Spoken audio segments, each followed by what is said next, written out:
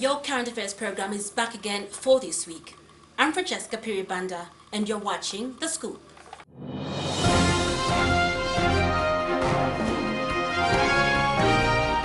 11 political parties have informed the country's electoral body that they will be sponsoring candidates in the January 20th, 2015 presidential election. However, a political analyst has described the large number of presidential candidates as a tragedy of Zambian politics. Dr. Neo Simtani has charged that most of the candidates are driven by selfish desires than those aimed at serving the Zambian people.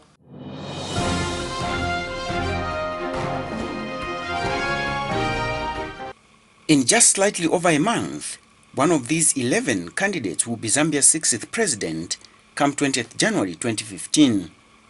But before that, the candidates have to be well vested with procedures and requirements of standing in a presidential election. Electoral Commission of Zambia, ECZ chairperson, Justice Eileen Mambirima, called for a meeting to outline vital procedures. You are required to bring along 200 supporters who must be registered voters. The supporters may be registered voters from any part of the country. These supporters must bring with them their green national registration card and their voters' cards. These will be presented during the nomination exercise. Also, as aspiring candidates, you will be required to pay a non-refundable fee of 10,000 kwacha. In accordance with the election timetable issued by the Commission, aspiring candidates are expected to advise the Commission of the time they wish to lodge their nomination papers. I'm aware that a number of political parties have notified the Office of the Director of the date and time they wish to lodge their nominations. Those political parties that intend to sponsor or adopt presidential candidates and have not yet advised the Commission of the time when they intend to lodge their nominations, to do so at least during this meeting. As we stated earlier, there will be no extension to the nomination timetable on account of any political party not being ready, as we are required to conduct this election within 90 days of the demise of the president. And as we have advised, the 90th day in this case is 26 January 2015. The campaign period for these elections commenced on 19th November 2014, and it will end at 18 hours on 19th January 2015. With regard to the conduct of all political parties, candidates, and other stakeholders, the Commission is calling upon all to conduct themselves in a responsible and peaceful manner during the campaigns, which is campaigns before the elections, peaceful conduct during elections, and also peaceful conduct after the polls. All peace-loving and law-abiding citizens must realize that they each have a role to play to contribute to a peaceful transition through the conduct of a peaceful. The presidential candidates are now eager and waiting for the filing in of nominations set for this week. According to the ECZ, the program of filing in nominations is expected to run from 17th to 21st December 2014. However, going by past experience, some of these candidates will not see their portraits on the ballot paper due to a number of reasons, among which will be failure to garner the needed 200 supporters or the nomination fee of 10,000 kwacha.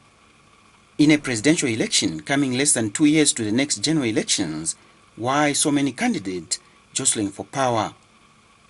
Political analyst Dr. Neo Simtani describes the number of presidential candidates wishing to be the next president as a demonstration of the opposition's failure to unite. Previous elections have shown that the large number of candidates does not really reflect the diversity in the electoral choices people have. The choices may be very few, and it's disappointing that parties have not weighed themselves against public opinion to know whether they have a realistic chance of winning.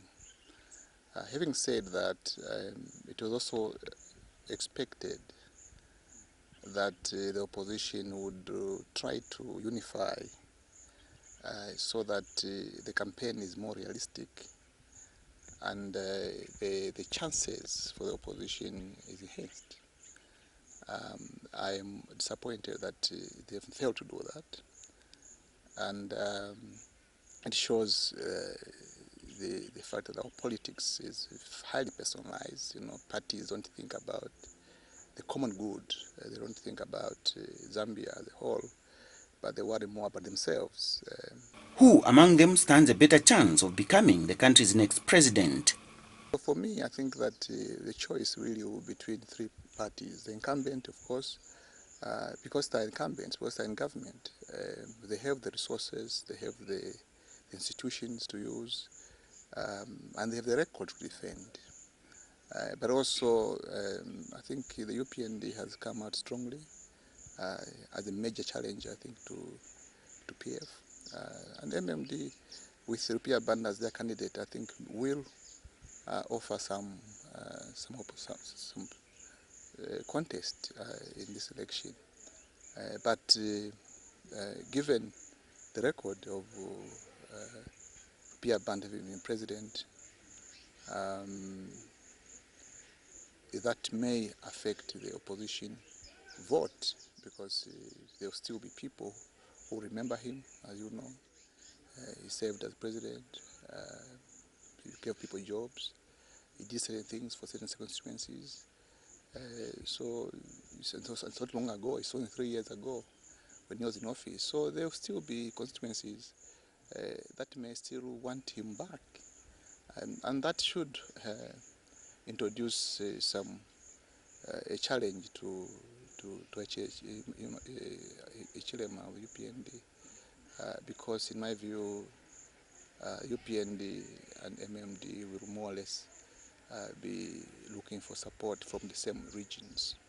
As the countdown to January 20th continues and the protagonists position themselves, questions remain unanswered as to whether pockets of division still smoldering in the ruling PF and the MMD will have a direct bearing on the overall outcome.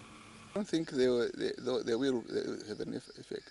I mean, the division in MMD, the division in PF, the thing is, the divisions will divide the same electorate. So for example, the fighting within PF is within to do with candidates in PF.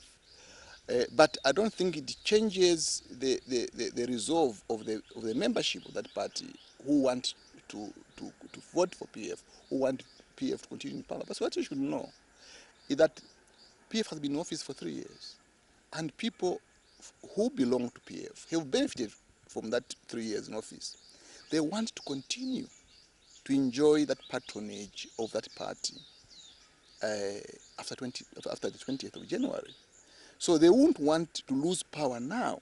So I don't think that PF support base will be affected. They may fight each other and so forth, especially if the courts rule, overturn the judgment which is there. That will definitely create problems.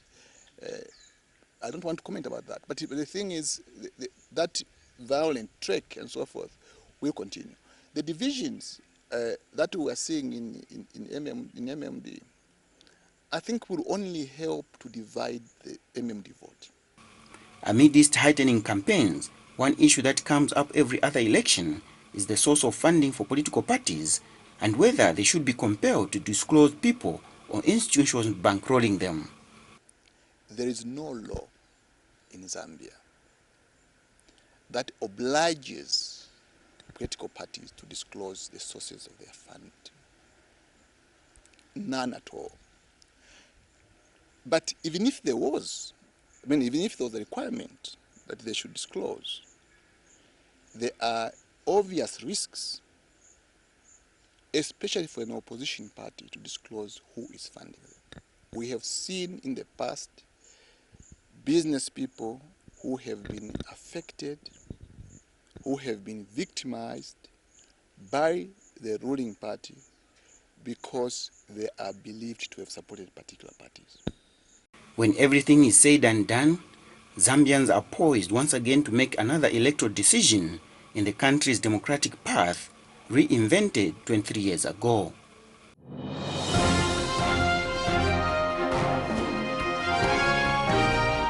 Movie television proprietor Steve Nyirenda has been awarded the inaugural Zambia Film, Television and Radio Awards Lifetime Achievement Award for his contribution to the growth of the industry in the country. He was awarded at a ceremony held in Osaka on Friday, organized by the National Association of Media Arts, NAMA.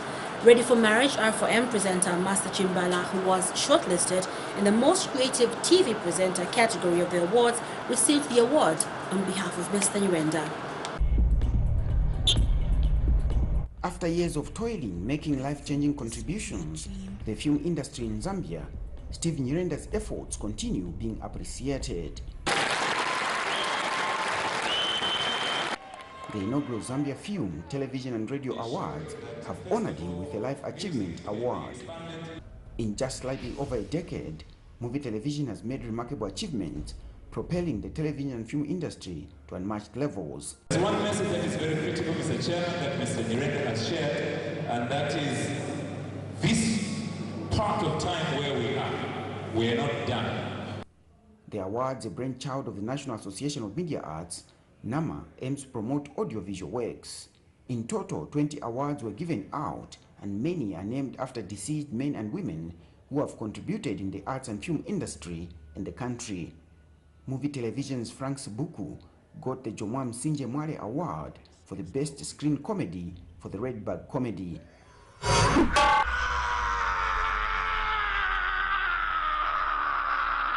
While the Augustine Lungu Award for the Most Creative TV Presenter was given to ZNBC's Innocent Kalaluka. The Chris Mongri Zulu Award for the Best Sound Technician was given to Damasio Perry, while Catherine Soko of Foolish Me got the Agnes Malimbika Award for the Best Screen Actress.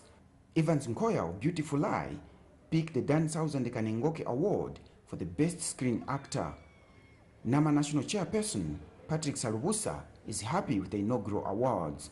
NAMA is fully aware that the country does not have a film school, and that is an excuse given for poor quality by some producers. But we are concerned as an association that some productions are so pathetic, and we feel that if such productions find themselves in the hands of consumers, they will take it that it is the Zambian standard. Zambia's arts and film industry is just emerging with the potential to create jobs and generate billions in revenue for government. Awards and recognition of men and women working to lift the industry to higher heights is a boost and statement that a lot more can be done.